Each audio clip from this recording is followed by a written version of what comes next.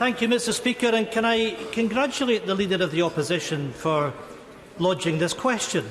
But of course, it's a question to the Prime Minister, and it's a question about the Prime Minister's behaviour. Where is he? Where is the respect that the Prime Minister is showing to this House?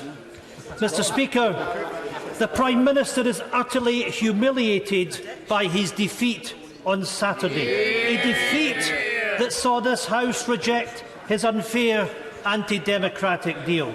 A defeat, Mr. Speaker, that has forced the Prime Minister to send a letter to the European Union Council requesting a deal. But what did the Prime Minister do?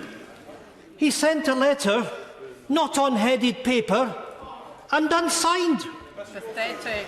Can I ask if the Prime Minister is used to sending unsigned letters in his capacity as Prime Minister, and if so, how many? And I want a direct answer to that question. Anonymous letters. But I think we know the answer. Because his behaviour lacks dignity. It lacks respect. It is not becoming of any Prime Minister.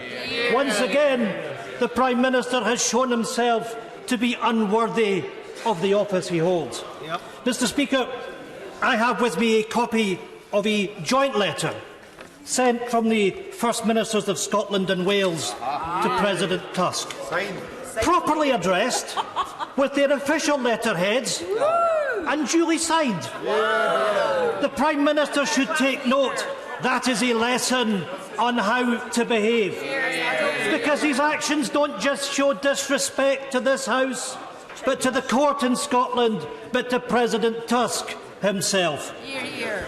Despite the Prime Minister's childish games of sending a contrary letter, of course, the SNP is pleased to see that the grown-ups in room, namely the European Council, are now considering the extension. An extension that must be secured to protect our interests from the economic oblivion if we were to exit the European Union on a no-deal Brexit.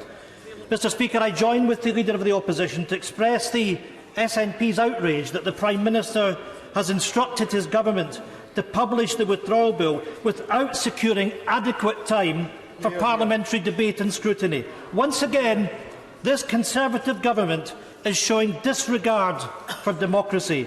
It is absolutely imperative that representatives here are able to do our jobs and scrutinise the legislation, given the magnitude of the implications. So I say to the Prime Minister, through the Secretary that's here, if he's not afraid of democratic debate, secure the extension and let's give the time for full scrutiny of the bill.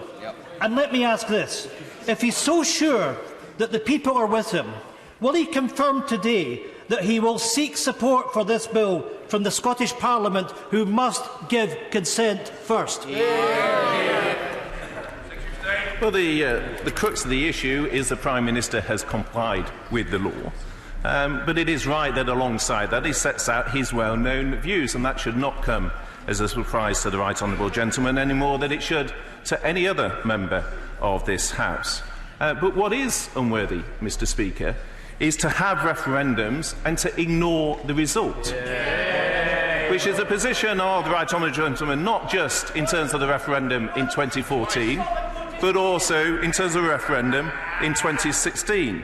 After more than 1,200 days since the referendum, the one thing I don't think this House has lacked is opportunity to debate the issues contained in the withdrawal agreement bill.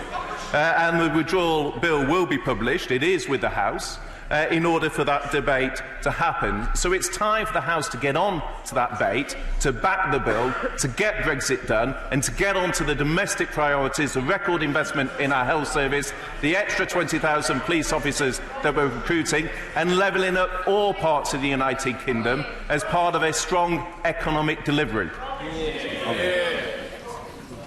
Sir John Redwood.